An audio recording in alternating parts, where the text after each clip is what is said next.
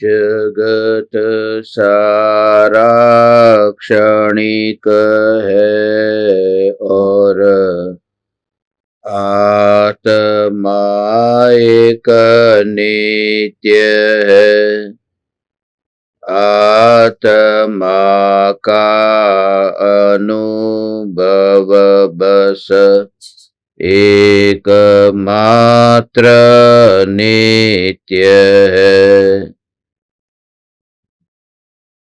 कहन राज को कर नमन, करो महान यह काज। आप्त ज्ञान की प्राप्ति है, मंगलमय सुख साज। मंगलमय सुख साज।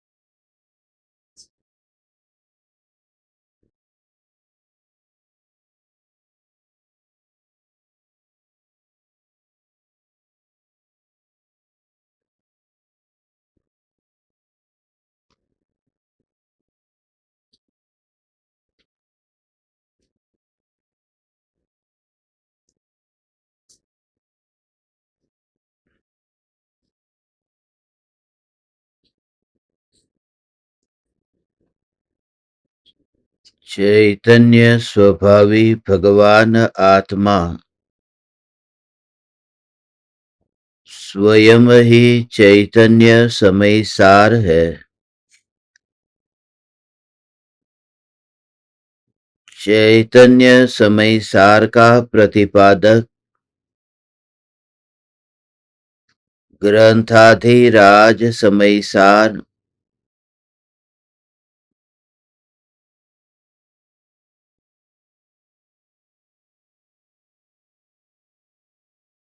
कर्तृत्व बुद्धि के भार से निर्भर होने के लिए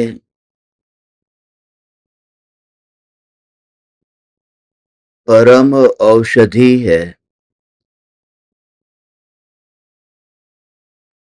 अनादिकालीन मिथ्यात्व की बीमारी से अनंत जन्म मरण करते हुए अज्ञानी जीवों के लिए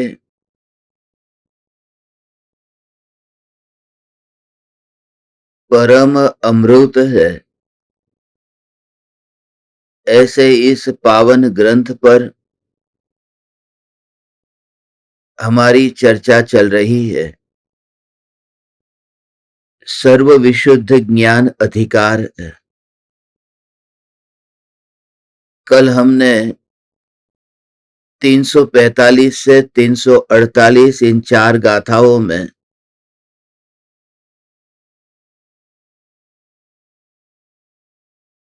कर्म का कर्ता और कर्म का भोक्ता एक ही द्रव्य है, यह सिद्ध कर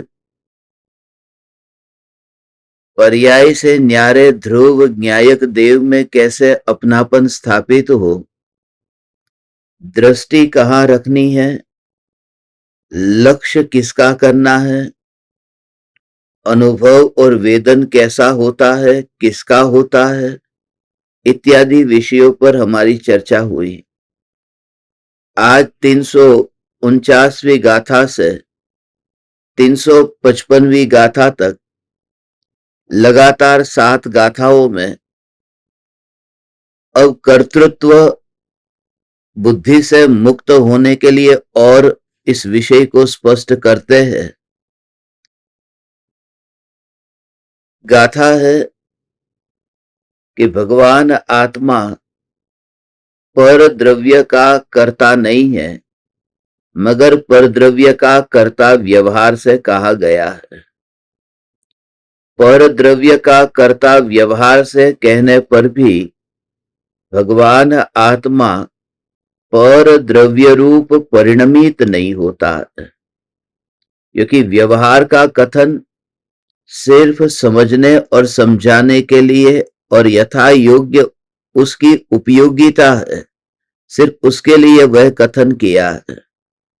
मगर अनुभूति की जब गहरी बात हो तब उस व्यवहार को निर्दयता पूर्वक तिलांजलि देना यह योग्य है। कहीं भावना में या भावुकता में आकर बहकर उस परम तत्व की अनुभूति से वंचित न हो जाए, उसके लिए ये आगामी 7 गाथाओं पर अपनी चर्चा होगी। लगातार 7 दिनों तक ये स्वरूप हमें समझना है कि जो क्रिया है, जो कर्म है, कर्म का अर्थ यहां ज्ञानावरणादि कर्म नहीं, कर्म का अर्थ यहां कर्ता का जो कर्म है, ऑब्जेक्ट, कार्मिक मैटर नहीं है। कर्म अर्थात जो ऑब्जेक्ट है, जो क्रिया हम करते हैं, वो क्रिया की बात है। जैसे रोटी बनाने की क्रिया, तो वह जो क्रिया है उस क्रिया का कर्ता कौन है? कि बाई है, वह रोटी बनाने की क्रिया का कर्ता है। वो जो व्यवहार का कथन है, उस व्यवहार के कथन के काल में अंतर में उस बाई के भीतर में जो भाव चल रहा है, वो उस भाव को ही भोगती है। वो रोटी बनने की क्रिया वो हुई, उस क्रिया को नहीं, उस भाव को करती है और उस भाव के साथ में ही वह जीवन जी रही है। अज्ञानी का भी एक जगत है, एक जगत को यथार्थ जगत कहा है। जो बाहर में ये 6 द्रव्य है वह एक जगत है, और दूसरा जो जगत है वो जगत अज्ञानी की कल्पना में है। बाहर में जो जगत है उस जगत का स्वरूप, उसमें कहीं पर भी दोष नहीं है, मगर अज्ञानी की कल्पना में जो जगत है उस कल्पना में दोष है। इसलिए दोनों बात अलग अलग है। वस्तु का जो स्वरूप है वह तो जगत है, मगर उसमें मोह का जो मिश्रण है उसका नाम जगत नहीं, उसका नाम संसार है। इसलिए जगत से नहीं छूटना है, संसार से छूटना है। सिद्ध भगवान जगत के बाहर नहीं है, विश्व के अंदर है, क्योंकि लोक का अग्रभाग है, सिद्धशिला है, वह भी तो जगत में है, मगर वहां संसार नहीं है, क्योंकि वस्तु का जो स्वरूप है वह तो जगत का स्वरूप है। इसलिए 12 भावना में तीसरे नंबर की भावना संसार भावना है, और उन्हीं 12 भावनाओं में 10वीं भावना लोक भावना है। लोक माने जगत, और दोनों अलग अलग है। संसार और जगत अलग अलग है। संसार का नाश हो सकता है, जगत का नाश नहीं हो सकता। संसार दुख रूप है, जगत दुख रूप नहीं है। संसार आत्मा की मलिन पर्याय है, जगत विश्व की व्यवस्था है, विश्व का स्वरूप है। संसार है वह आत्मा में पैदा होता है, और जगत है जिसमें आत्मा वास करता है। इस प्रकार से और भी बहुत भेद है, मगर यहां हमें यह समझना है कि संसरण जो होता है वह संसरण का नाम संसार है। भावों के साथ में संसरण होना, बहते ही जाना, बहते ही जाना, बहते ही जाना, उसका नाम संसार है। जहां पता ही नहीं है, जब यात्रा शुरू हुई और जब यात्रा पूरी हुई तब पता ही नहीं है कि कहां से यात्रा शुरू हुई थी। तुम जरा विचार करना, जब भी किसी भोग को भोगने की शुरुआत होती है, फिर विचार चलता है, फिर विचार चलता है, भोग को भोगते भोगते तो विचार कहां से कहां तक पहुंचता है। बीच में न जाने कहां कहां कहां कहां कहां कहां विचार पहुंचा है। जब तुमने थाली ली और थाली में भोजन को रखा, उस समय जो विचार आया, अरे वाह आज अच्छा भोजन बना, और उसके बाद भोजन शुरू किया, फिर बातें हुई, अच्छा हुआ, कल का सत्संग बहुत अच्छा था, बहुत आनंद आया, अच्छा आपकी फ्लाइट कितने बजे की है, अच्छा आज का प्रोग्राम क्या है, अच्छा ये, अच्छा वह। और जब अंत होता है भोजन का, तब हम जहां होते हैं और उन विचारों को, और भोजन शुरू हुआ था उन विचारों को उन विचारों को पास पास में रखोगे तो तुम पाओगे कि दोनों के बीच में दूर दूर तक भी कोई रिश्ता नहीं है, क्योंकि हमारा मन ऐसा है, जहां से शुरू होता है और जहां अंत होता है, कहां कहां घूम करके हम कहां चले जाते हैं। ज्ञानी अर्थात वह ज्ञान में ही विराजमान है। वो जहां से शुरू करता है, अंत भी उसका वही होता है। इसलिए भोग की शुरुआत अज्ञानी करता है तो वह वस्तु के साथ में करता है। वो पत्नी के साथ में भोग शुरू करता है और कोई हीरोइन तक वो पहुंच जाता है। ज्ञानी है, वो शुरू में भी ज्ञान में है, अंत में भी ज्ञान में है, और वह अनंत काल के लिए ज्ञान में है। वो ज्ञान से बाहर निकले ही नहीं है। उन्होंने उस आसन पर अपने को ऐसे बिठा दिया है जैसे सिद्ध भगवान ने सिद्ध शिला पर अपने को बिठा दिया। ऐसा जो ज्ञान स्वरूप जो चैतन्य तत्व है, उस तत्व का आश्रय लेने वाला पर का अकर्ता कैसे हो जाता है, उस गहरे राज को इन 7 गाथाओं में हमें समझना है। शिल्पी का दृष्टांत दिया है। जो शिल्पकार है, वो जब मूर्ति को बनाता है, उसकी कलाकृति उसका वह कर्ता है। मूर्ति का कर्ता मूर्तिकार है। ये भाव आता है जब किसी मूर्ति को देखते हैं तो मूर्तिकार का विचार आता है, मूर्ति बनाने वाला कैसा होगा। तो सीधा बात वहां पर पहुंच जाती है, क्योंकि जब भाव से इतना भर जाता है, दुनिया बनाने वाले क्या तेरे मन में समाई, वो जो है कि दुनिया से कहां चला गया, दुनिया को बनाने वाले पर। बच्चा कोई बदतमीजी करता है, लोग सीधे वहां पहुंच जाते हैं कि उसका कर्ता कौन है। थोड़े दिन पहले कोई इशित नाम का कोई एक लड़का था ने, जिसने अमिताभ बच्चन के साथ में बदतमीजी की, कौन बनेगा करोड़पति में। तो बात उसकी तो कम हुई, उसके माँ बाप की ज्यादा हुई, उसको पैदा करने वाला कौन है। तो जो करता है, कर्ता पर बात चली जाती है। श्रवण बेलगोला में बाहुबली मुनिराज की मूर्ति है। उस मूर्ति को देख करके लोग भगवान को तो भूल ही जाते हैं, कैसा होगा वह मूर्ति बनाने वाला। सीधा कर्ता पर पहुंच जाते हैं। ये जो भाव है कि जो क्रिया होती है, उन क्रियाओं का कर्ता कौन है, तो सीधा ही कर्ता, उस वस्तु पर ध्यान ही नहीं जाता कि उसकी भी कोई योग्यता है। और कर्तृत्व बुद्धि से जो ग्रसित है, ऐसे अज्ञानी जनों के लिए ये 7 गाथाएं तुम्हें 7 राजू पार करने में बहुत उपयोगी होगी। मध्य लोक से लोकाग्र शिखर पर विराजमान होने के लिए, हे 3 लोक के नाथ परमात्मा, you just feel the connection. परम कृपालु देव ने जो 7 मुनिराजों को बोध दिया था, हे परम कृपालु देव, गहरा कनेक्शन इन 7 गाथाओं में है। यदि तुम भाव से भीग करके इस तत्व को ग्रहण करो, जो भी तुमसे कहा जा रहा है उस समय तुम भाव से भीग करके उस तत्व को ग्रहण करो, तो तुम पाओगे कि परम कृपालु देव और कुंद आचार्य देव के हृदय को, जो वर्तमान में मौन है मगर तुम सुन रहे हो, कान से नहीं, तुम्हारे भाव से। भाव माने अनुभूति। तुम्हें भी ऐसा अकर्ता भाव का अनुभव होगा। ध्यान वहां पर जाता ही नहीं है जहां कार्य होता है, ध्यान वहां जाता है जहां कार्य हुआ ही नहीं। जैसे ही कांच का गिलास नीचे गिरा, वो गिलास के परमाणु, वो बेर बिखेर होने योग्य, उसका काल पका था, वह बात तो याद ही नहीं आती। सीधा याद आता है किसने गिलास तोड़ा, नौकर ने तोड़ा। सीधा ही सेठ ने कहा, अंधा है दिखाई नहीं देता। मगर यदि खुद की ठोकर से टूटा तब क्या करेगा, तब फिर नौकर को बुलाया, मूर्ख है क्या, बीच में क्यों रखा। मगर खुद नहीं रखा था और खुद की ठोकर से लग गया और अब फूट गया। अब कुछ कहने को नहीं था, खुद नहीं रखा, खुद नहीं फोड़ा। फिर भी नौकर को बुलाया। नौकर ने कहा कि ये गिलास तो आपने ही रखा था, भले मैंने रखा था, तूने क्यों नहीं उठा लिया। जब वो निमित्ताधीन दृष्टि है तो दूसरा ही पापी दिखाई देता है, खुद तो निर्दोष दिखाई देता है। ज्ञानी कहते हैं भूल मेरी है, मैंने तुमसे राग किया, मैं तुम्हारे प्रति प्रीति से भर गया, इस वजह से मैं दुखी हूं। अब मैं उस प्रीति को छोड़ रहा हूं। हे ज्ञान दीपक, मैं अपने भावों से ही दुखी हूं। इस तरह से अपने में ही खोज करना।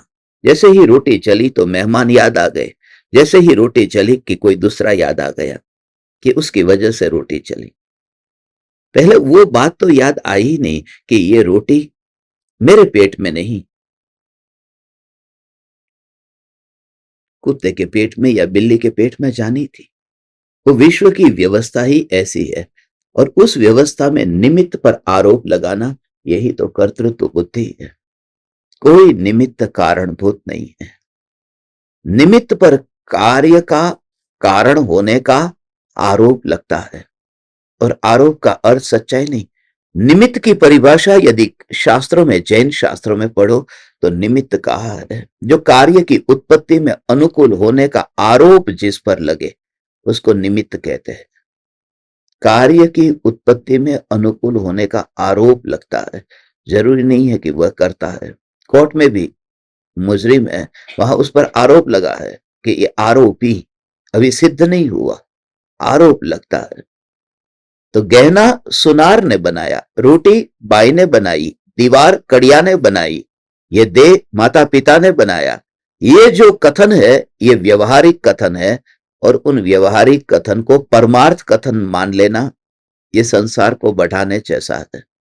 इसलिए आप परमात्माओं से इन 7 गाथाओं को सुनते समय बिल्कुल, मैं तुमसे कहता हूं, यदि तुमने भाव से यदि सुना तुम सचमुच निर्भर हो जाओगे, क्योंकि देह को ढोने वाला नहीं रहा, विकल्प को लाने वाला नहीं रहा, वो रोकने वाला भी नहीं रहा, लाने वाला भी नहीं रहा।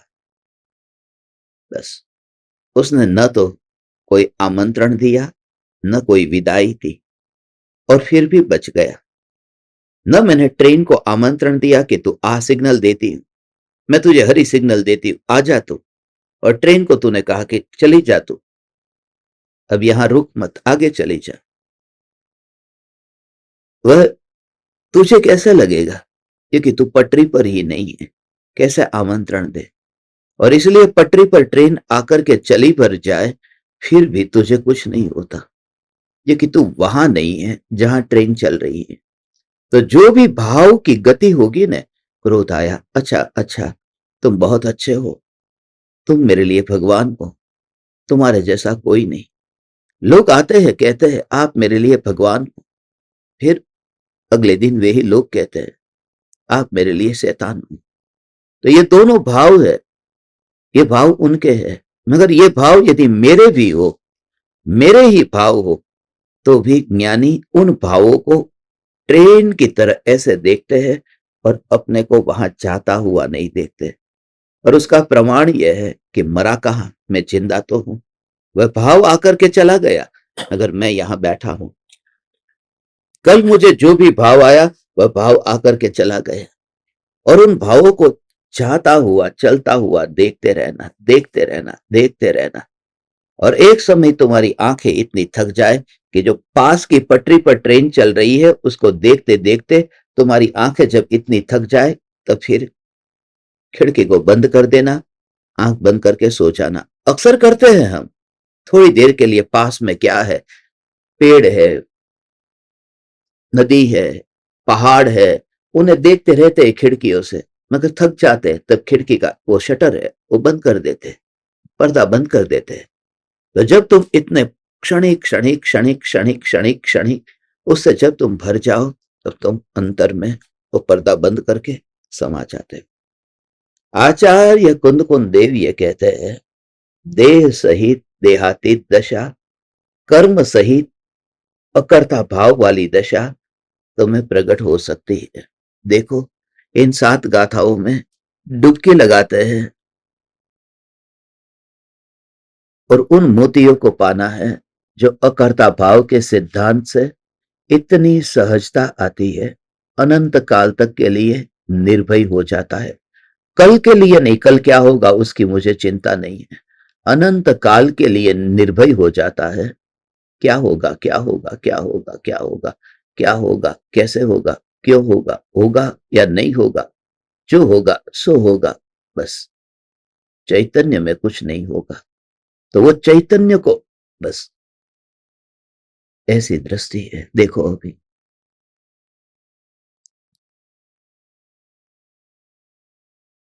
जहसी ओदुकम्मं कुवदीनयदो सोदूतम ओहोदी तह जीवो वियकम्मं कुवदीर्णयतम् ओहोदि जसिपि ओदुकर्णेहिं कुवदीर्णयसो दूतम् ओहोदि तह जीवो करणेहिं कुवदीर्णयतम् ओहोदि जसिपि ओदुकर्णानि गिणदीन सोदुतम् ओहोदि तह जीवो करणानि दुर्निर्णदीनयतम् ओहोदि जसिपि दुःखम् फलम् भुञ्जदीनयसो दूतम् ओहोदि तह जीवो कम् फलम् भुञ्जदीनयतम् ओहोदि एवमव्यवहारस्य तु वक्तव्यं दर्शनं समासेन शृणु निश्चयस्वयनं परिणामकदं तु जंहोदि।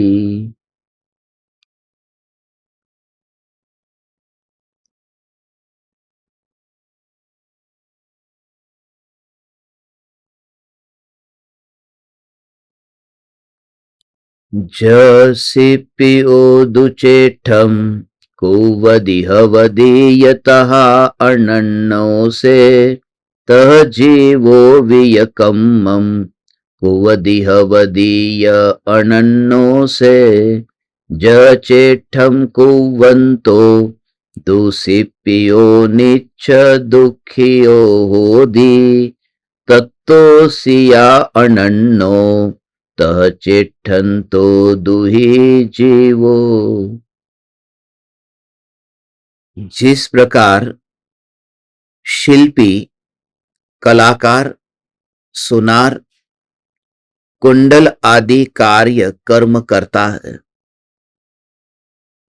किंतु कुंडल आदि को बनाते समय वह उनसे तन्मय नहीं होता, उन रूप नहीं होता, उसी प्रकार जीव भी पुण्य पाप आदि पुद्गल कर्मों को करता है, परंतु उनसे तन्मय नहीं होता, उन रूप नहीं होता।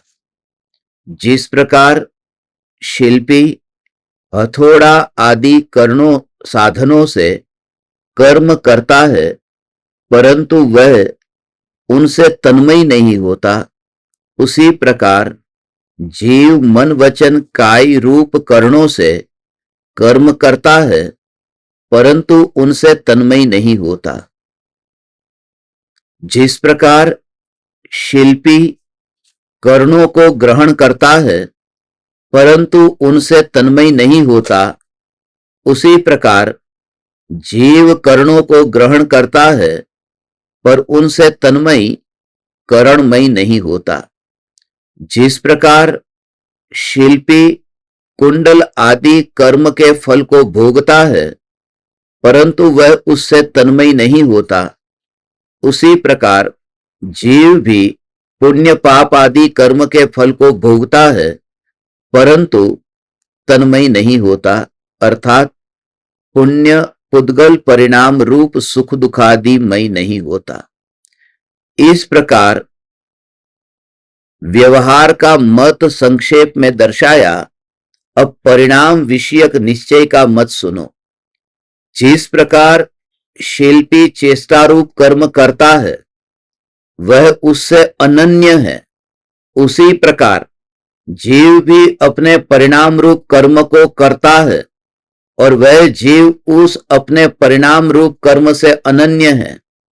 जिस प्रकार चेष्टारूप कर्म करता हुआ शिल्पी नित्य दुखी होता है, उसी प्रकार अपने परिणाम रूप चेष्टा को करता हुआ जीव भी दुखी होता है, दुख से अनन्य है।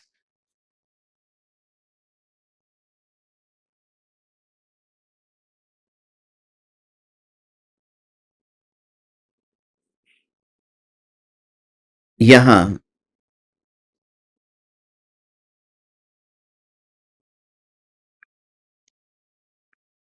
सुनार का दृष्टांत दिया। कि सुनार कुंडल आदि कर्म करता है, जो भी आभूषण बनाता है उस आभूषण को बनाते समय उसमें तन्मय नहीं होता, अर्थात उन रूप नहीं होता। ऐसे ही सबसे पहली बात कि जीव पुण्य पाप करता है, कर्म जो करता है उनसे तन्मय नहीं होता, उन रूप नहीं होता।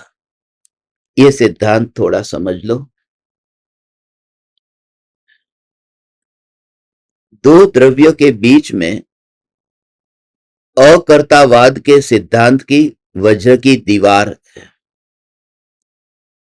दो द्रव्यों के बीच में स्वतंत्रता ऐसी है जो फासला कभी तय नहीं हो सकता, पास पास रहने पर भी।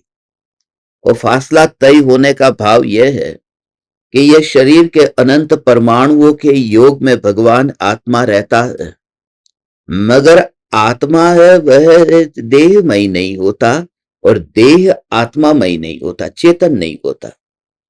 संगति का असर हो जाता है ना, संगति है, तुम किसकी संगति में रहते हो तुम ऐसे हो जाते हो, मगर वह व्यवहार का कथन है। सिद्धांत तो यह है कि जो चेतन है वह जड़ रूप नहीं होता और जो जड़ है वह चेतन रूप नहीं होता। तो इस शरीर को चेतन बनाने का कोई उपाय ही नहीं है। और एक बात खास कि इस शरीर के योग में न जाने कितने जीव आए, अनंत जीव इस देह के योग में आए, मगर एक भी जीव जड़ नहीं हुआ और एक भी परमाणु चेतन नहीं हुआ।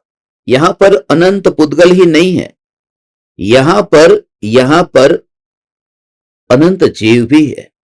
ये एक जीव तो मुख्य है जो ये पंचेंद्रिय मैं कहता हूं, ये मैं, ये पंचेंद्रिय जीव, मगर एक एक शरीर के एक एक मांस के कण में भी अनंत अनंत जीव है। इस शरीर में अनंत निगोदिया जीव है, अनंत जीव यहां पर अंदर ही अंदर जन्म मरण कर रहे, निगोदिया जीव शरीर के अंदर। तो वो अनंत निगोदिया जीव, तो जीव भी अनंत है, पुद्गल भी अनंत है, मगर वे अनंत जीव में से एक भी जीव पुद्गल नहीं हुआ, अनंत पुद्गल में से एक भी पुद्गल जीव नहीं हुआ। तो ये स्वभाव से जो फासला है वो हमेशा रहता है, अर्थात एक दूसरे में अभेद नहीं होते। तो जो सुनार है वह गहने को बनाता है, मगर उससे तन्मय नहीं होता, उससे उस रूप नहीं होता, अर्थात सुनार है वह गहना नहीं बन जाता। तन्मय होने का मतलब उसके जैसा नहीं, वही हो जाना। ऐसे ही मैं भगवान आत्मा पुण्य पाप के जो कर्म है वो करता तो हूं, मगर पुण्य पाप के कर्म जो करता हूं ओ उन पुण्य पाप के कर्मों को करता मैं व्यवहार से ऐसा हूं। एक कहा गया है ये व्यवहार है। जब ज्ञान की अनुभूति होती है, पर्याय द्रव्य में लीन होती है, अपूर्व चमत्कार होता है। ध्यान की गहरी ये अनुभूति है।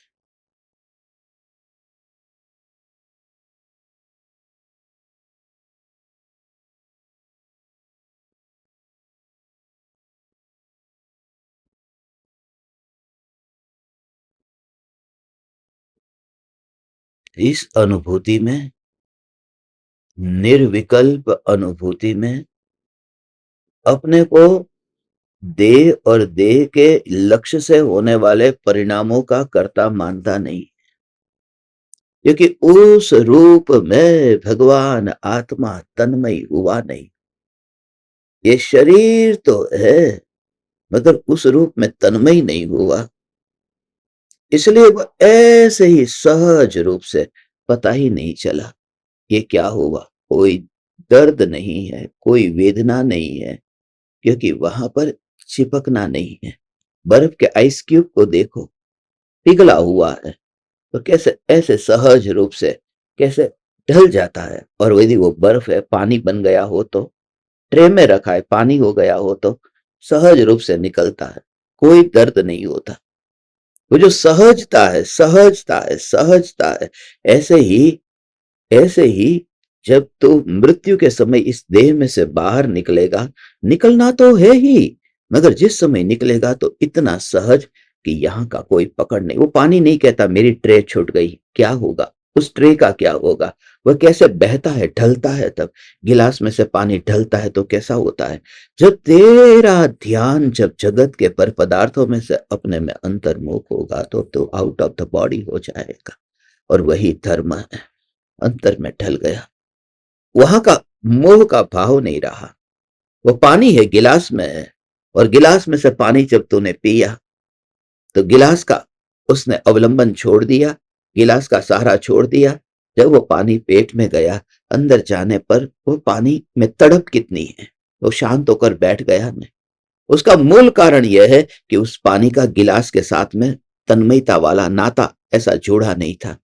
तो जो अटेंशन है, ये खिड़की है, ये दरवाजा है, ये टीवी है, ये जो ज्ञान जानता है, उसी ज्ञान को जो जानता है उसी को ही तो कन्वर्ट कर देता है, उसकी फॉर्म चेंज हो जाती है। जो पानी था वो गिलास में रहता था, अब वो पेट में रहता है। पानी वही है, उसका आश्रय जो है, अवलंबन है, वो अब पेट है, अब गिलास नहीं है। और उस वजह से उसमें उसमें अब दुख क्यों नहीं हुआ, क्योंकि गिलास के साथ में चिपकना नहीं हुआ था। तो जब मैं शरीर को जानता हूं और शरीर को जानते जानते जब फिर मैं अपने को जानने लगता हूं, तो उस अनुभूति में जो ट्रांसफॉर्मेशन होता है, यूनिक ट्रांसफॉर्मेशन, वो यूनिक ट्रांसफॉर्मेशन है। यूट्यूब पर जो वीडियो है ना, यूनिक ट्रांसफॉर्मेशन रुवांडा का, वह जॉन रिचमैन जो मुझे गोली मारने आया था, उसका जो वीडियो है, उसका टाइटल दिया यूनिक ट्रांसफॉर्मेशन, मगर वह भी यूनिक नहीं है। यहां पर यूनिक तो एक ही है, ये ज्ञान परिणमित हो जाता है अपने भगवान आत्मा को जानने रूप में, अंतर में जानने रूप परिणमित हो जाता है। उस पर कोई निशानी नहीं रहती। कौन सी निशानी, वह पानी पेट में पड़ा है, उसमें कोई, वो पानी बोलता नहीं है। स्टील का, चांदी का, सोने का गिलास, कटोरी, थाली, कुछ नहीं, वो बैठ गया। तो जो ज्ञान है, जिसको ध्यान कहते हैं तुम्हारी भाषा में, अटेंशन, जो अटेंशन अभी टेबल में है, कुर्सी में है, जो अटेंशन वो जब अंतर में ढल जाता है तो उसका विषय, ऑब्जेक्ट चेंज हो जाता है। उसका ऑब्जेक्ट चेंज हो जाता है तो उपयोग तो वही रहता है, सोना तो वही रहता है, सिर्फ बिस्कुट में से वो अंगूठी हो गया था, अंगूठी में से फिर बिस्कुट हो गया।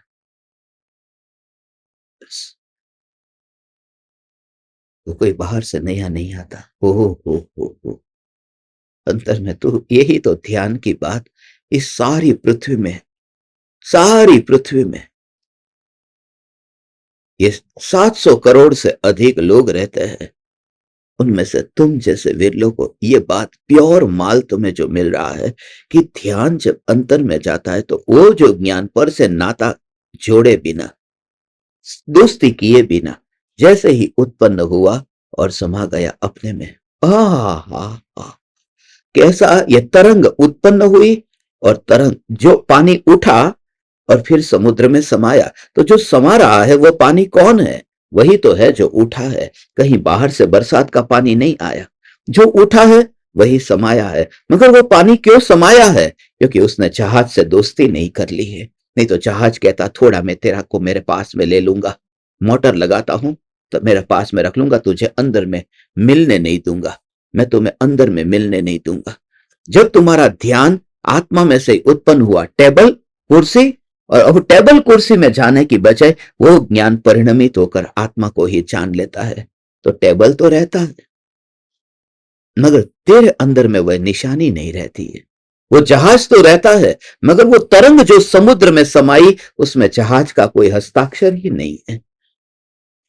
हे चैतन्य परमात्मा, ये ध्यान की अद्भुत कला है, बुद्धि के स्तर से तुझे समझ में आती है। ये अद्भुत कला है, अद्भुत कला है, अद्भुत कला है। बुद्धि के स्तर से तुझे समझ में आती है, मगर अनुभव के स्तर पर भी तुझे समझ में आएगी। ये सुनने को जो तुझे अपने घर पर मिल रहा है, ये घर घर घर घर घर पर मिल रहा है, ये मिल रहा है तुझे अपने घर पर मिल रहा है। इसलिए तुझे अभी इसकी इतनी महिमा नहीं है। मैं तुझसे सत्य कहता हूं, महिमा इसकी नहीं है, महिमा इसकी नहीं है। तुम्हारे घर पर ट्यूटर भी आते हैं, जिसका उपकार है, जिनकी वजह से तुम्हारा बच्चा पास हो जाता है। और स्कूल में टीचर भी है, मगर दोनों में बहुत फर्क है। उपकार टीचर का है, नहीं, वो ट्यूटर है। उसके प्रति वो उसने तुम्हें पर्सनली बच्चे को पढ़ाया है, बच्चे को पर्सनली ध्यान दिया है, अटेंशन दिया है, अटेंशन पर्सनली दिया ना। मगर जब भी तुम डरते किससे हो कि स्कूल में जाना है, एक ट्यूटर ने तुम्हें बुलाया है, ट्यूशन लेने वाले सर ने तुम्हें बुलाया है, उस समय तुम्हारे भाव कैसे हैं? और स्कूल की टीचर ने तुम्हें बुलाया तब भाव कैसे? अरे स्कूल की टीचर ने बुलाया है, क्योंकि वो घर पर नहीं आती, तुम्हारा बच्चा उसके पास जाता है। जब तुम्हारा बच्चा किसी के पास जाता है तुम्हें उसकी महिमा आती है। जो तुम्हारे घर पर आ जाता है कि ठीक है 100 रुपया लेता है, 1 घंटे का पढ़ा दिया, बस उसमें क्या है। जो चीज अज्ञानी को आसानी से मिल गई है, सत्य कहता हूं, मैं बहुत बड़ा वैज्ञानिक नहीं, मनोवैज्ञानिक हूं। ये मन की बात को अच्छी तरह से जानता हूं, इसलिए मैंने जिन जिन 1 लाख किताबों को पढ़ा है, उन किताबों को पढ़ करके उसके राज, जो पश्चिम के इतने बड़े बड़े दार्शनिक, उनकी किताबों को पढ़ करके मैं तुम्हें उनके उनके मन की बात जो है वह तुम्हारे सामने बताता हूं। फिर वो सिगमंड फ्राइड हो, फिर वह फ्रेडरिक नीत्शे हो, फिर वह इमैनुअल कांट हो, फिर वह मार्टिन बुबर हो, फिर वह कोई ऐसे ऐसे बड़े बड़े जो लेखक मनोवैज्ञानिक जो हुए, जिनका सभी का एक ही कहना है, तुम सस्ते मत हो जाओ। जब तुम सस्ते हो जाते हो तो उसकी वैल्यू नहीं रहती। तुम सस्ते हो जाते हो, तुम कहते हो एनी टाइम, तुम बुलाओ एनी टाइम, तुम सदा काल उपलब्ध हो जाते हो, इसलिए दूसरे का हाथ का तुम खिलौना बन जाते हो, दूसरा तुम्हारा उपयोग कर लेता है। इसलिए मनोवैज्ञानिक कहते हैं ना कहना सीखो, मना कर दो, नहीं नहीं।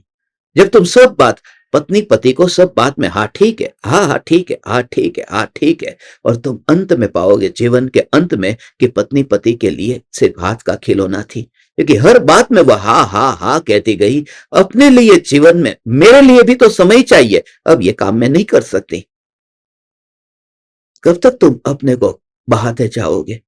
जब तक लोग तुम्हारे हाँ हाँ हाँ हाँ हाँ बस उसका उपयोग करते हैं, उपयोग करके फिर तुम्हें किनारे पर छोड़ देते हैं, फिर वो गायब हो जाते हैं। हे ज्ञान दीपक, तू अपनी महिमा बढ़ा। मैंने तुम्हें समय दिया है, इसका अर्थ यह नहीं है कि रोज 7:42 पर। मैं मनोवैज्ञानिक नहीं हूं। मनोवैज्ञानिक तो कहते हैं सस्ते मत हो जाओ। मनोवैज्ञानिक कहते हैं किसी के सामने घर पर जाकर के उनको ज्यादा समय मत दो, नहीं तो तुम गुरु न रहोगे, तुम टीचर हो जाओगे, तुम ट्यूटर हो जाओगे।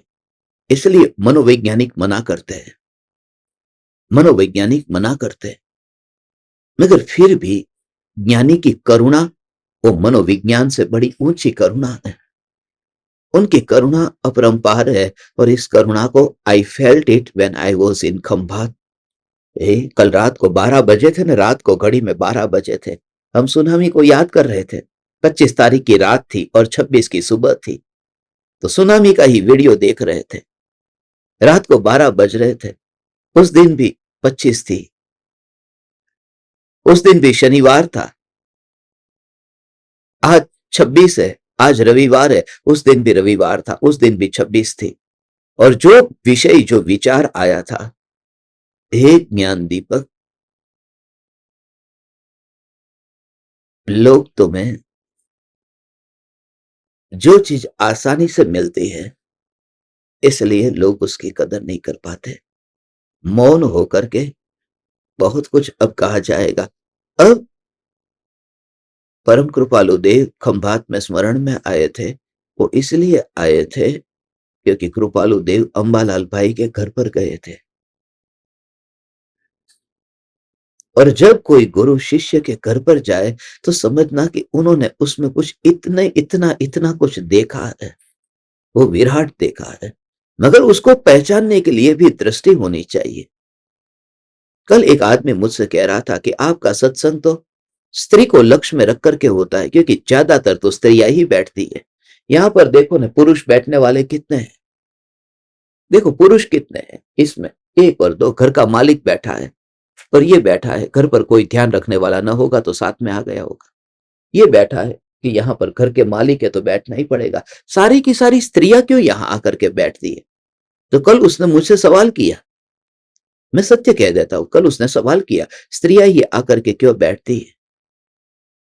मेरी कुंडली में ये लिखा है कि स्त्रियां ही आपके साथ में ज्यादा बैठेगी। मेरी कुंडली मैं तुमको दिखाता हूं, जन्म की कुंडली। इस सत्संग के बाद में मैं तुम्हें दिखाता हूं, देखे बिना जाना मत। उस कुंडली में क्या लिखा है? जब मैं पैदा हुआ था उस समय ये कुंडली उस समय तैयार हुई थी। वो पंडित जी तो चले गए, मगर मेरी किस्मत में ही ये लिखा है। और फिर मैंने, स्त्रियां ही ज्यादा बैठेंगी, पुरुष नहीं। और ये मेरी किस्मत में नहीं, रात को समय तो कम था, मैंने उसे जाने का समय था, मेरा भी उसका भी, इसे संक्षिप्त में इतना कह दिया। तीर्थंकर परमात्माओं की कुंडली भी मेरे पास में है, तुम्हें दिखा दूंगा। 24 के 24 तीर्थंकर परमात्मा की जीवन की कुंडली देखोगे तो यह सिद्धांत है कि तीर्थंकर के समोसरण में पुरुष की संख्या कम और स्त्रियों की संख्या ज्यादा होती है। स्त्रियां दुगुनी होती है और ज्यादा होती है, पुरुष कम ही होते हैं। क्योंकि परतंत्रता, गुलामी और उब चुकी है वह संसार से। वो ये देख चुकी है, वो सब देख चुकी है। थोड़ी देर पहले जो पति मेरी और मुंह करके मुझे इतना प्यार करता है और थोड़ी देर बाद मुंह उल्टा करके कहां सो गया।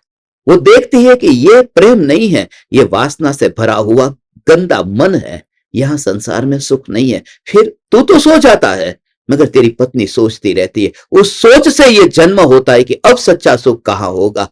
मैं ढूंढती हूं उस गुरु को। हर बार ये हुआ है, तुझे नहीं पता। ये बात अलग है कि स्त्रियों को नीचा गिन लिया गया है, स्त्रियों को नीचा गिना है। मैं जिस दृष्टि से देखता हूं वह स्त्री कभी नीची नहीं हो सकती। कि पुरुष महान है, पुरुष का मोक्ष होता है, पुरुष का मोक्ष होता है, मगर वह पुरुष पुरुष के पेट में 9 महीने नहीं रहा था, वो स्त्री के पेट में ही रहा था। उस स्त्री ने ही उसे पाल पोस कर बड़ा किया था।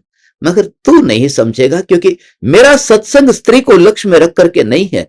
तेरी दृष्टि होती तो पता चलता, मेरा सत्संग न स्त्री को न पुरुष को, मेरा सत्संग तो चैतन्य को लक्ष्य में रख करके है। इसमें चैतन्य ही चैतन्य है। मगर अहोभाव किसको आता है? इसलिए मैं सभी से कहता हूं, जब तुम उब जाते हो, बहुत सी स्त्रियां मुझसे मिलने के बाद में डिप्रेशन में चली जाती है, जो कि पति का अन्याय सहन नहीं कर पाती। वो मिलना चाहती है, महीने में एक बार आना चाहती है, 15 दिन में एक बार आना चाहती है।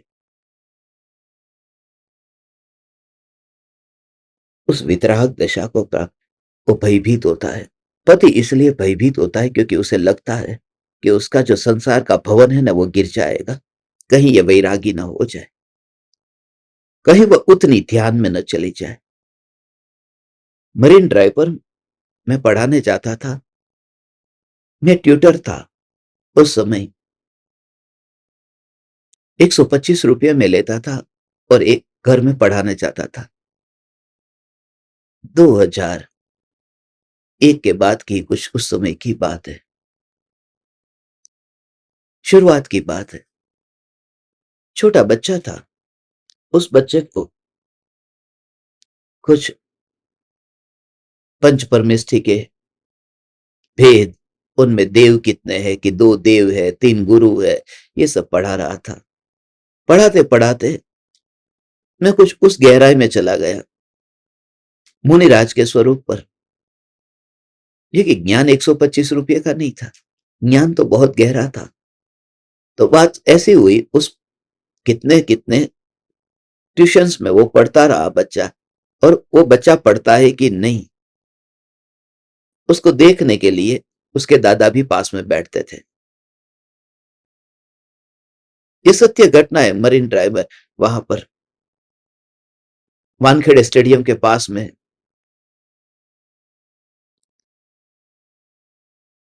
अंदर गली में जितने भी बिल्डिंग है ना, वो नीता है, नीलम है, सब अंदर की गली में, वहां की बात कर रहा हूं। बच्चे ने एक दिन पूछ लिया कि गुरुजी, ये जो मुनि का स्वरूप है, दीक्षा लेनी हो तो माँ बाप से पूछना जरूरी है कि पूछे बिना भी मैं दीक्षा ले सकता हूं? उस समय उसके दादा तो हंसे थोड़ी देर, मैं घर से निकला, 5 मिनट के बाद में मेरे पास फोन आया, गुरुजी कल से आप पढ़ाने मत आना। मैंने बोला क्या हुआ, कोई भूल हो गई? बोले नहीं, बस बच्चा धार्मिक हो रहा है। मैंने बोला आपने ही तो कहा था बच्चे को धार्मिक बनाना है। उन्होंने कहा धार्मिक तो बनाना था, मगर इतना भी धार्मिक नहीं बनाना था कि घर छोड़कर चला जाए, माने लिमिट में धार्मिक बनाना था। हर एक पति की यह शिकायत है, मेरी पत्नी प्रवचन सुने, कोई बात नहीं प्रवचन सुने, मगर जब वो वैरागी होकर के दीवानी होकर मीरा हो जाए वो मंजूर नहीं है। हे ज्ञान दीपक, ये व्यापारियों का मार्ग ही नहीं है, ये मीरा का मार्ग है।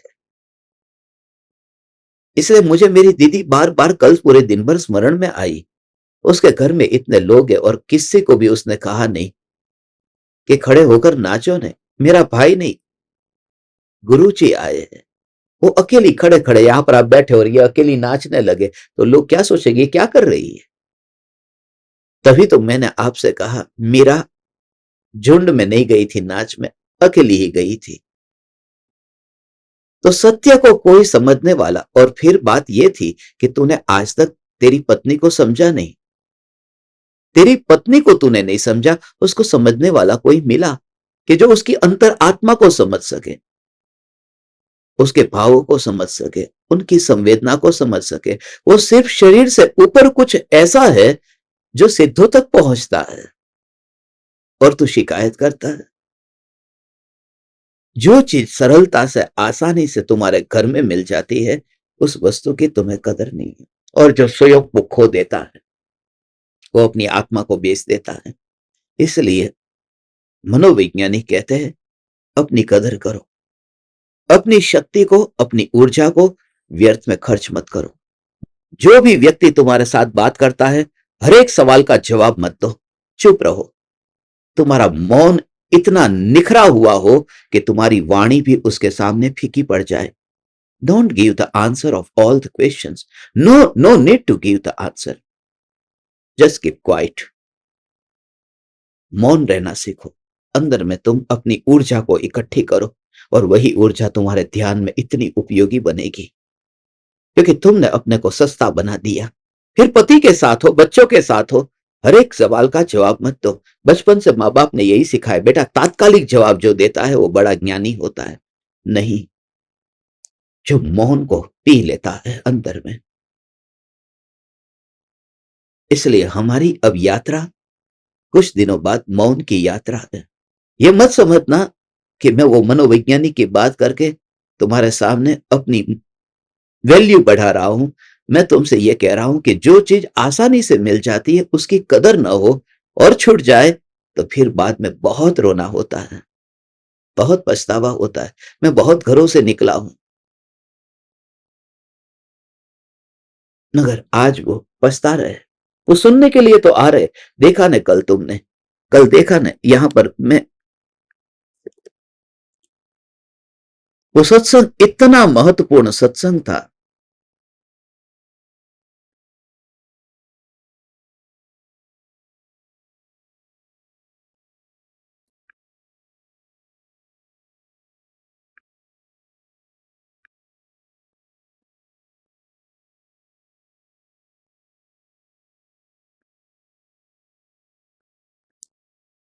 ये पहाड़ पर, गजपंथा के पहाड़ पर हुआ ये सत्संग है।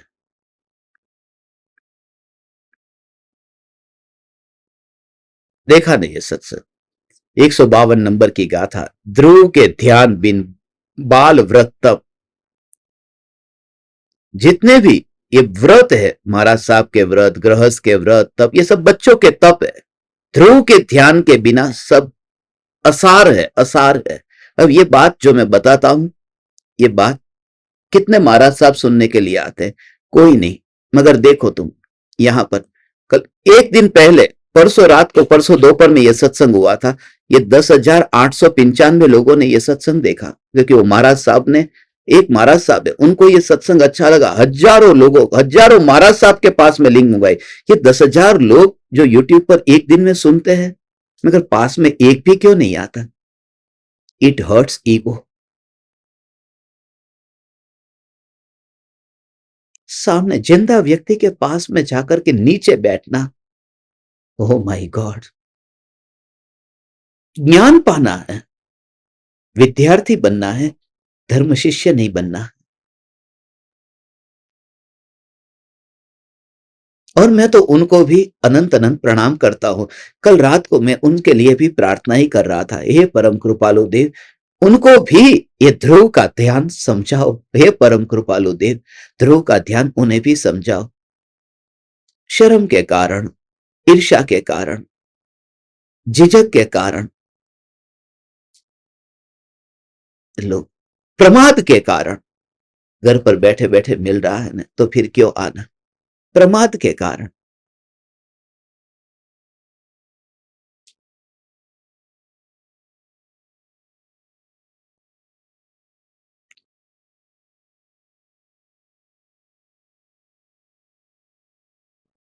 प्रत्यक्ष योग से जीव वंचित रहता है।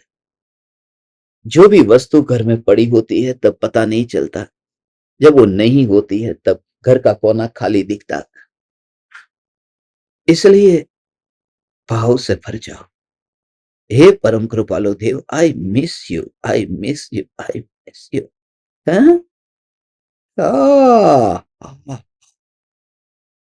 कृपालु देव ने आत्म सिद्धि शास्त्र में जो महिमा बताई, प्रत्यक्ष सदगुरु सब नहीं परोक्ष जिन उपकार, ये क्यों कहा? क्यों महिमा आई? मूर्ति रख सकते थे ना, तस्वीर रख सकते थे ना। महावीर भगवान की तस्वीर, जब खुद की तस्वीर वढवाण में, वो खुद की फोटो वहां पर कैप्चर हो सकती थी, वढवाण कैंप में खुद की फोटो जब वहां पर तैयार हो सकती थी, तो फिर महावीर भगवान की फोटो रख करके ही उनकी पूजा कर लेते। ये प्रत्यक्ष सदगुरु कहने की जरूरत क्या थी? हे परम कृपालु देव, यही तो कारण है। परम कृपालु देव, प्रत्यक्ष सदगुरु की महिमा इसलिए बताई, ओ क्योंकि गुरुदेव ने प्रत्यक्ष सदगुरु की इतनी महिमा बताई। गुरुदेव श्री कांजी स्वामी ने बहुत गुणगान के, साक्षात गुरु ना योग हुआ, समझ आती, समझाणु का। ये दोनों महापुरुष ऐसे हैं जिन्होंने इतनी प्रत्यक्ष गुरु की महिमा गाई। उसका मूल कारण यह है कि दोनों के प्रत्यक्ष गुरु नहीं थे, दोनों बिना गुरु के थे। इस भाव में कोई गुरु नहीं थे। और जब नहीं हो तब जो अंदर में फील होता है, पूरी समझ के साथ में, with complete understanding, when you miss someone, तब पता चलता है। इसलिए don't miss it, don't miss it. गुरु तुम्हारे घर पर आता है, इसका मतलब वो बिना काम का नहीं है, उसके अंदर इतनी करुणा और कुछ उसने देखा है। That is the reason, that is the reason. Oh my God, oh my God, oh my God. हे Param Kripalu Dev, I miss you, I miss you very very much. I miss you and I will miss you. Oh my God. हे परम कृपालु देव, हे परम कृपालु देव, जो तुम, जब भी कोई सवाल हो, ये बात अलग है कि जब मुझे कोई शंका होती है, मैं कृपालु देव से पूछ लेता हूं, उसका उत्तर भी मुझे प्राप्त होता है। और उस उत्तर में फिर भी उत्तर तो मिल जाता है, मगर परम कृपालु देव के चरण छूने को कहां मिलता है? उनके चरण की धूल कहां मिलती है? अंदर की भक्ति तुम्हें अंदर में ही अंदर में खटकेगा, कुछ ना कुछ खटकेगा। दिखेगा किसी को भी नहीं, किसी को न दिखेगा। वो विकल्प ऐसा ही है, और वो भक्ति का विकल्प तो और बड़ा विकल्प है। भोग का विकल्प तो छोटा है, भक्ति का विकल्प बहुत बड़ा विकल्प है, बहुत बड़ा विकल्प है। वो भक्ति का विकल्प बहुत बड़ा विकल्प है। और जो कांटा जितना बड़ा हो उतना ही ज्यादा पैर में खटकता है, खटकता है। कृपालु देव को वह बहुत खटकता था। प्रत्यक्ष सदगुरु सब नहीं परोक्ष जिन उपकार, एवो लक्ष्य थया विना उगे न आत्म विचार। आत्मा आत्मा आत्मा, तत्व तत्व तत्व, तत्वमसि। हे ज्ञान दीपक, हे ज्ञान दीपक, तो अपनी महिमा बढ़ा, तब तुझे गुरु के वचन सब पूरी तरह से प्रैक्टिकल समझ में आएंगे। प्रैक्टिकल समझ में आएंगे। कुछ नहीं है, बस तुरंत कोई ऐसा सुपात्र जीव, समझे कोई सौभाग्य, समझे कोई सौभाग्य।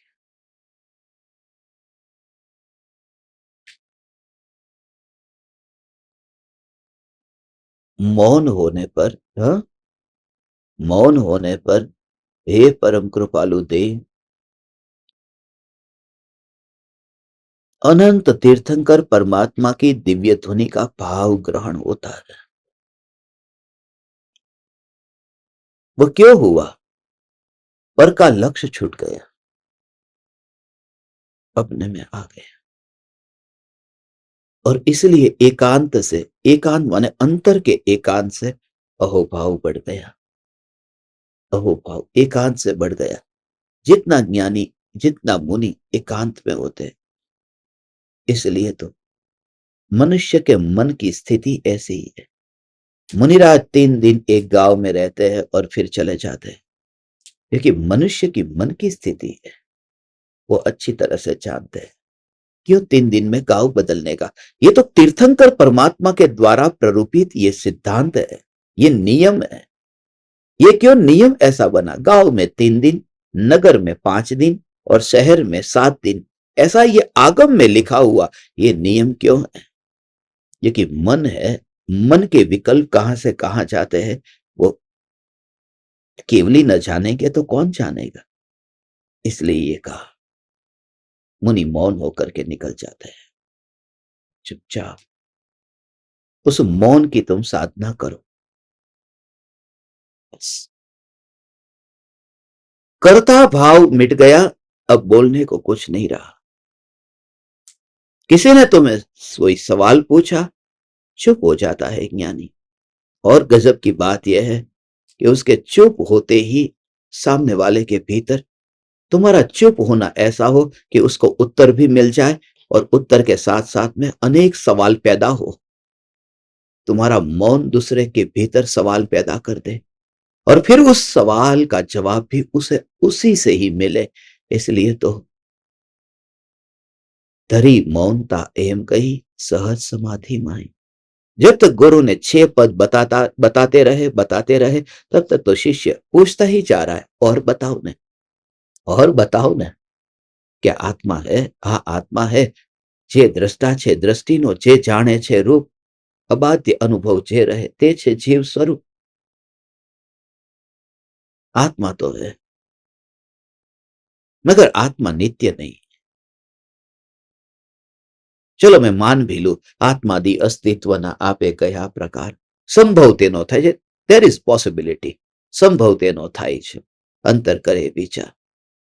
बीजी शंका થાય ત્યાં आत्मा नहीं अविनाश। ये तुरंत शंका हुई नहीं, क्योंकि पहले का उत्तर दे दिया था। पहले का उत्तर दे दिया इसलिए शंका हुई। मगर जब छठी शंका का उत्तर दिया तो फिर 7वीं शंका शिष्य ने क्यों नहीं पूछी? क्योंकि 7वीं शंका पूछे उससे पहले 118वीं गाथा में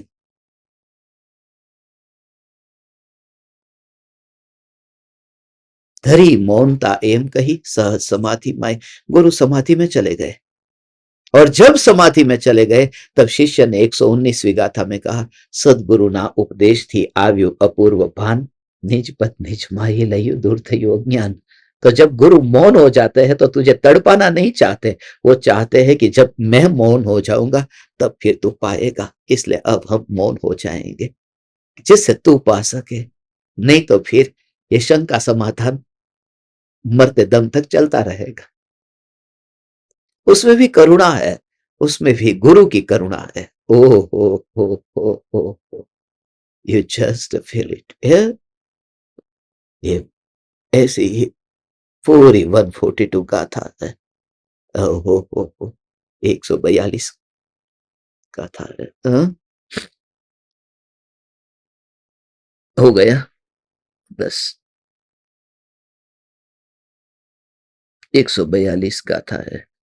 ये 142 नहीं है, ये 842 है। देखा ना? जब तो 142 142 142 तो तुम्हें 42 दिखे बिना। जो तुम सोचते हो वही तुम पाते हो। वही वही वही वही। हे तीन लोक के नाथ परमात्मा, मैं अनंत अनंत अनंत अनंत उपकार मानता हूं आप सभी धर्म शिष्यों का, कि जिनके योग में रह करके मेरा इतना समय सत्संग में रहता है, मगर जिनके वियोग में मेरा समय ध्यान में रहेगा, इसलिए उस ध्यान की भी मैं भावना पाता हूं। 24 घंटे में 8 घंटे जिनके ध्यान में ही वो वही मुनि है। उन्हें नमो लोये सव्व साहुणम कहते हैं। साधु उन्हीं को कहते हैं, इसके पहले कोई साधु नहीं। वो साधु जो कहते हैं कपड़े छोड़ दिए, वो तो कंचुली को छोड़ दिया, जहर को कहां छोड़ा, उसकी बात है। जितना जितना जितना भाव से भर करके तुम सुनोगे, अहो भाव से भर करके सुनोगे, बस उतनी तुम्हारी दृष्टि सम्यक होगी। दृष्टि सम्यक होगी, दृष्टि सम्यक होगी। तुम स्वतंत्र रूप से अहोभाव से इसे रियलाइज करो। Just try to understand. मैंने सभी महिलाओं को कहा कि दुपट्टा ओढ़ करके बैठे, सफेद वस्त्र में बैठे, पूरी तरह से शरीर को ढक करके, सफेद दुपट्टा ओढ़ करके, सिर को ढक करके बैठे। मुझे किसी ने कहा आप बहुत स्ट्रिक्ट है, बहुत स्ट्रिक्ट है।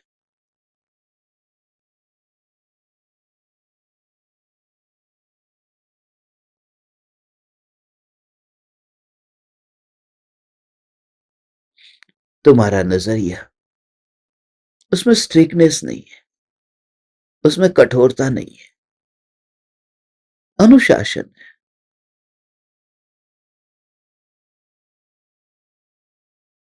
डिसिप्लिन है, शिस्त है। धर्म स्वतंत्रता का मार्ग है, इसका मतलब ये थोड़ी तुम बिना कपड़े के रास्ते पर निकल जाओ। आज तक कभी तुमने ये शिकायत की स्कूल में बच्चों को जब व्हाइट शर्ट यूनिफॉर्म पहना करके आने के लिए कहा, तो माँ बाप ने ये शिकायत की कि मेरा बच्चा क्यों व्हाइट शर्ट पहन के बैठेगा? डिसिप्लिन है, आज्ञा है। इसलिए तुमने कहा स्कूल का टाइम चेंज कर दो, मेरे बच्चे को ये टाइम जमता है। कितने बजे से कितने बजे तक, कौन से ड्रेस में मेरा बच्चा आ जाएगा? छोड़ने जाते हो, लेने जाते हो, क्योंकि तुम हित चाहते हो बच्चे का, तो ये तो अपना ही बच्चा है। ये जो ज्ञान की पर्याय, ये जो चारित्र की पर्याय, उस बच्चे के लिए यदि तुम्हें इतनी डिसिप्लिन यदि भारी पड़ती है, तो मैं तुम्हें सदाकाल के लिए मुक्त कर देता हूं। हे ज्ञान दीपक, तुम मुक्त होकर के विचरण करो। सभी ज्ञान दीपकों को, सभी ज्ञान दीपकों को अनंत अनंत प्रणाम करता हूं भगवान। अब हम मिलेंगे 7 गाथा के बाद में, 7 राजू पार सिद्धशिला पर मिलेंगे।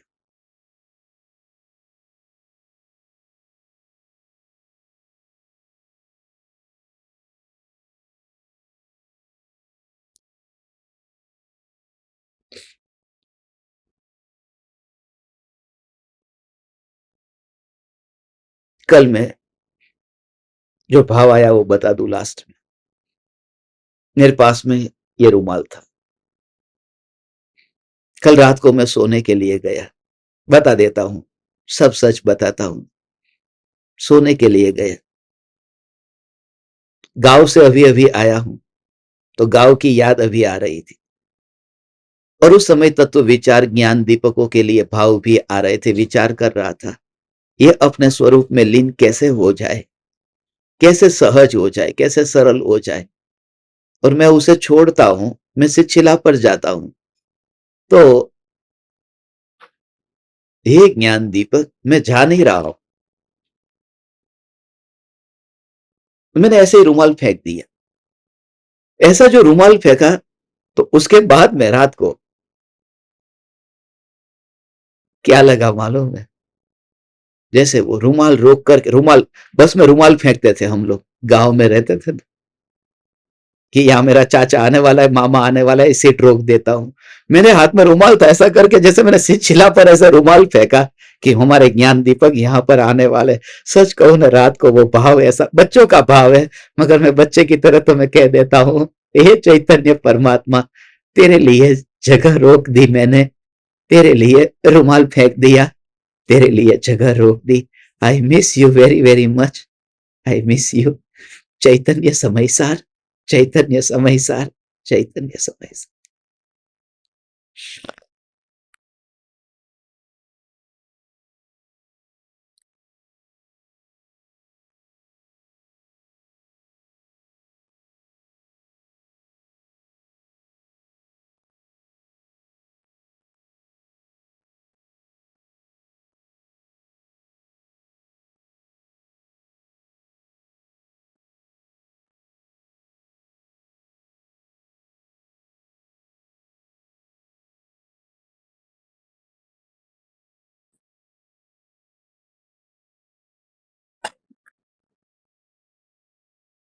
अहो अहो श्री सद्गुरु करुणा सिंधु अपार,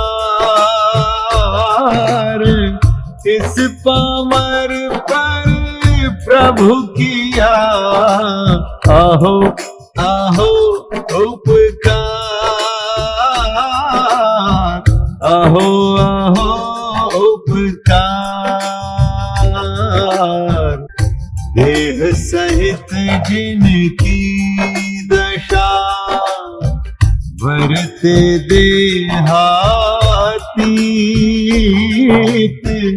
उन ज्ञानी के चरण में हो वंदन अगणित, हो वंदन अगणित, हो वंदन अगणित।